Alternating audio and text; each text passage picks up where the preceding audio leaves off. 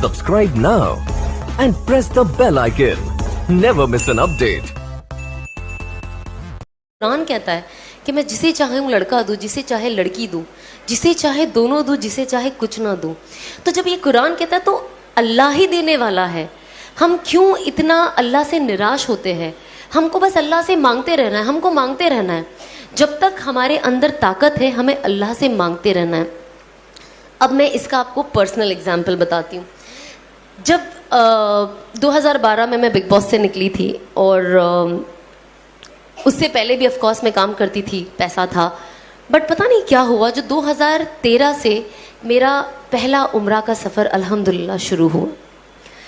अब सफ़र तो शुरू हो गया, तो जब मैं वहाँ जाऊँ ना, मैं 2000 अल्हम्दुलिल्लाह 13, 14, 15, 16, 17 5 साल अल्लाह ने मुझे अपने घर बुलाया, मेरे घर वालों के साथ बुलाया। और जब भी मैं जाऊँ, मुझे ऑनेस्टली आप यकीन करोगे कि नहीं, आई डोंट नो, बिकॉज कभी कभी कुछ बातें ऐसी होती है ना, हम कहते हैं ना कि अल्लाह ने ऐसा जादू कर दिया। अब मैं किसी को बोलूँगी तो पता नहीं वो यकीन भी करेगा कि नहीं। तो मेरे साथ में आप लोगों से वही बात शेयर करूँगी जो सुनने में ना बहुत अजीब लगती है, पर ये होता है लोगों के साथ। इसीलिए जब मैं कुछ भी सुनती हूँ ना, किसी के साथ, कोई बुजुर्ग के साथ ये हुआ, तो मैंने कहा नहीं, वो तो बुजुर्ग थे, जब मेरे जैसे के साथ ये हो सकता है तो कुछ भी हो सकता है। कभी कभी हम कुछ स्टोरीज सुनते हैं, हम कहते हैं बहुत अजीब स्टोरी है, ये पॉसिबल ही नहीं है। हमारी आदत है ना ये चीज़ करने की। तो जो मैं ऑफकोर्स काम कर रही थी, मैं थोड़ा पॉपुलर हो गई थी बिग बॉस से आने के बाद, और मूवी मिली थी सलमान के साथ, तो आई वाज लाइक वाओ ये वो। बट जब मैं उम्रा के लिए गई पहली बार, और जब ऑफकोर्स जब आप काबा देखते हो तो आपकी आंखों से वैसे ही रोना आ जाता है, वो कोई नहीं रोक सकता है, वो खुशी के आंसू है। और ऑफकोर्स गम के, वहाँ जाके इंसान को, मैं कहती हूँ, जब से उसका होश संभाला होगा तब से लेके अभी तक के सारे गुनाह याद आ जाते हैं फॉर सम रीज़न। तो जब मैंने पहली बार काबा देखा, और मुझसे पहले ही कहा गया था कि जब आप पहली बार काबा देखो ना, तो अल्लाह से खूब दुआ मांगो, खूब दुआ मांगो, और हर वो चीज़ मांगो जो आपके दिमाग में आती है। और मैंने सोचा जब मैं जाऊंगी तो मैं अल्लाह से मांगूंगी कि अब जब मैंने काबा देखा है तो लोग कहते हैं कि जो मांगो काबा पहली बार देख के दुआ कबूल होती है, दुआ तो हमेशा कबूल होती है। बहुत सारी ये रिवायतें ना मैंने अपनी लाइफ में तोड़ दी है। मैंने कहा ये सब मनगढ़ंत कहानियाँ बंद करें, लेकिन आप तो काबा सिर्फ देखने में ही अल्लाह की कितनी, कहते 20 रहमतें उतरती है, जो overall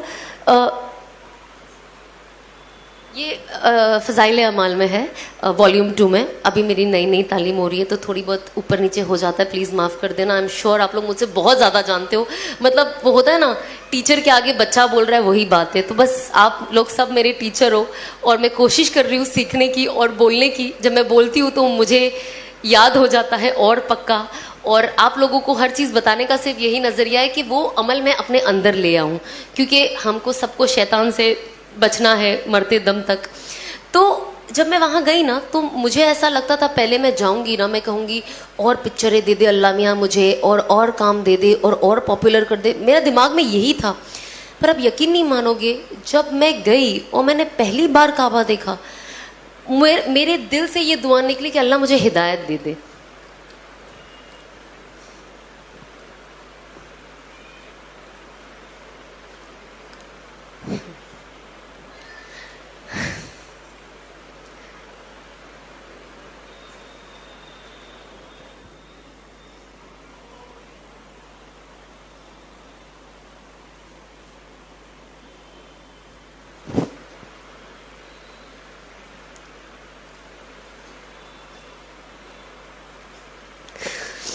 honestly I don't know कितने लोग इस चीज़ को वैल्यू करते हैं, पर मेरे लिए ये वर्ड हिदायत मेरे लिए बहुत वैल्यू करता है, बहुत। इस चीज़ ने मेरी दुनिया और शायद मेरी आखिरत बदल दी है। और कहीं ना कहीं जो असबाबी तौर से दिखता है, मैं सोचती हूँ शायद मुझे जहन्नम की आग से बचा लिया है। तो जब ये वर्ड ही आता है ना, तो मेरा दिल बहुत भर जाता है कि अल्लाह ने कैसा कर दिया। मतलब जब हम पढ़ते हैं ना कुरान शरीफ, और उसमें लिख के आता है कि अल्लाह जिसे चाहे हिदायत दे। तो जब मैं एंड आती है ना एक और, कि I was lost and he found me and he guided मी, मैं गुमराह थी और उन्होंने मुझे सही रास्ता दिखाया। तो मैं कुरान शरीफ अभी भी जब भी पढ़ती हूँ और जब वो आयत आती है और मैं पढ़ती हूँ ना, मेरे आंख से आंसू ऐसे टप टप गिरने लग जाते हैं और मुझे रुकना पड़ता है कुछ वक्त, क्योंकि मैं खुद अभी तक ये डाइजेस्ट नहीं कर पाई हूँ कि अल्लाह ने ज़िंदगी मेरी कैसे बदल दी। बस अल्लाह इस्तिकामत दे और आखिरी दम तक हिदायत पे रखे और हिदायत पे मौत दे। तो मैंने अल्लाह से मांगा कि अल्लाह मुझे हिदायत दे दे और मुझे इस हराम से बचा ले और मुझे हलाल पे डाल दे। मुझे नहीं पता मैं क्या करूं। अगर मैं ये काम छोड़ूं तो मैं करूं क्या? मुझे तो कुछ आता भी नहीं है, जॉब पे तो मैं जा नहीं सकती, तो मैं क्या करूं? उसके बाद मैंने अनफॉर्चुनेटली दुनिया ऐसी है ना, ये बहुत सैड चीज़ है जो मैंने शादी के बाद भी बहुत एक्सपीरियंस किया है लोगों के ज़रिए, बट मैं अदरवाइज़ आपको एक्सपीरियंस बताऊंगी कि लोग कहते हैं, जो लोग थोड़े बेचारे गुमराह हो जाते हैं और जो थोड़े ज़्यादा हो जाते हैं मेरे जैसे, वो कहते हैं सब छोड़ दो, सब छोड़ दो, हिदायत पे आ जाओ, सही रास्ते पे आ जाओ, सही रास्ते पे आ जाओ, और ये तो फहाशी है और गैर महरमों के साथ ऐसे काम करना बेशक गलत है। बट जब इंसान सुधरना चाहता है और अपनी ज़िंदगी सही करना चाहता है तो फिर वो उनके ऊपर अपने तानों की बारिश कर देते हैं कि इंसान उल्टा पैर भाग जाए, कि भले मैं सीधा हो जाऊं लेकिन मुझे लोगों को नहीं बताना है कि यार मैंने अल्लाह ने मुझे हिदायत की तौफीक दी, क्योंकि लोग मेरा मजाक बना रहे हैं और शायद इनकी वजह से ऐसा ना हो कि मैं वापस जहाँ से आई मैं वहाँ चली जाऊँ, क्योंकि इंसान कमज़ोर होता है ना। इंसान ताने, आज हम घर में ताने सुनते हैं तो कैसा लगता है कि घर से भाग जाओ, होता है ना कभी कभी फीलिंग, भागना नहीं है बट वो फीलिंग आती है ना एक इंसान को। तो जब इतनी सी चीज़ पे जब आपकी अम्मी आपको कुछ बोल दे या कुछ ऐसा हो जाए तो इंसान सोचता है यार कितना, क्यों ऐसे यार, मुझे क्यों ताने दे रहे हैं, इंसान कितना रोता है। तो आप सोचो जो इंसान चेंज होकर आता है, जब उसके लिए ये सब बोला जाता है तो वो चीज़ लेना, एक्सेप्ट करना बहुत मुश्किल हो जाता है। और बहुत, क्योंकि वो ऑलरेडी इतना इमोशनल होता है कि आप उसको कुछ भी बोलो उसका इमोशन इनटू 10 टाइम्स बढ़ जाता है। तो सब तो कहते हैं छोड़ दो, सही रास्ते पे, सही रास्ते पे। पर जब इंसान अगर वो लड़की है खास तौर पे, अगर वो चीज़ें छोड़ देती, सही रास्ते पे आ जाती है, तो कोई दीनी घर उसे अपना बेटा नहीं देता। तो जब आप अपना बेटा नहीं दोगे तो अगर वो लड़की सही रास्ते पे आके सही चीज़ अपनाना चाहेगी तो वो उसमें आगे कैसे बढ़े?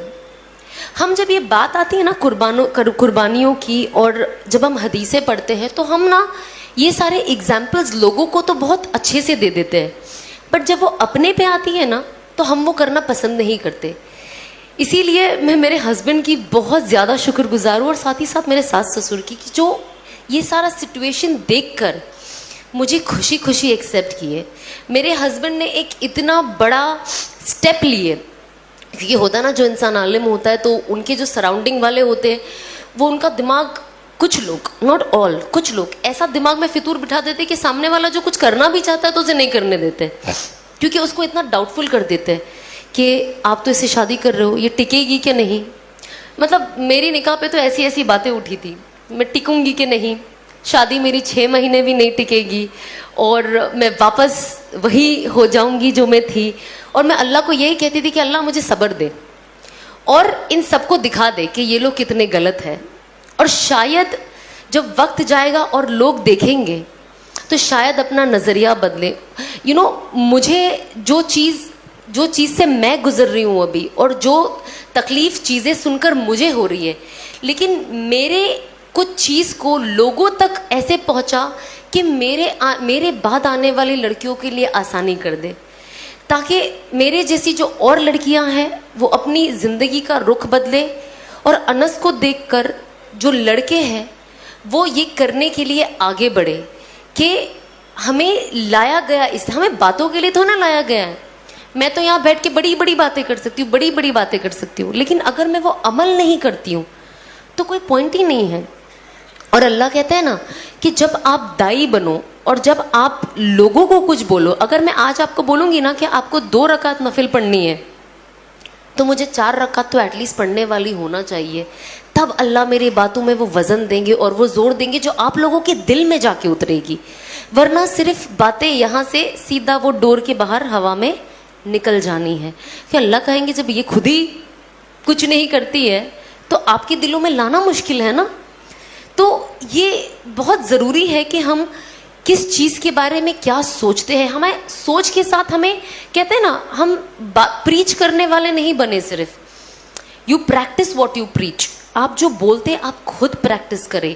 तो मैं ऑफ कोर्स बातें करने से पहले मैंने प्रैक्टिस करना शुरू किया, और जितनी चीज़ मैं अभी प्रैक्टिस करती हूँ मैं वो चीज़ बातें करती हूँ, और जो चीज़ मैंने नई नई अमल में लाई है मैं वो भी कोशिश करती हूँ कि मैं शेयर करूँ, ताकि साथ ही साथ जिन किसी को एक्चुअली पता, आप यकीन नहीं मानोगे, जैसे मुझे मेरे शौहर एक कोई बता देते कि आप ये पढ़ो, ये पढ़ने के बाद ये ज़्यादा ज़रूरी है और इससे फलाना फलाना फ़ायदा है। पता है मेरी सबसे पहली फीलिंग क्या होती है? मैं जल्दी से इंस्टाग्राम पे डाल दूँ ताकि सब पढ़ ले और सबको ये फ़ायदा हो जाए। आज अल्लाह ने ऐसा किया है कि ये फीलिंग सबसे पहली फीलिंग है जो मेरे दिल में आती है कि लोगों का फ़ायदा हो, लोगों का फ़ायदा हो। जैसे इन्होंने कहा, कुरान में लिखा है उखरिजत लिन्नास, कि हमें बनाया गया है एक दूसरे की बेहतरी के लिए। अल्लाह कहता है कि आप जाए और लोगों को बताए कि मुझे क्या पसंद है, और लोगों को जाकर ये भी बताए कि मुझे क्या नहीं पसंद है।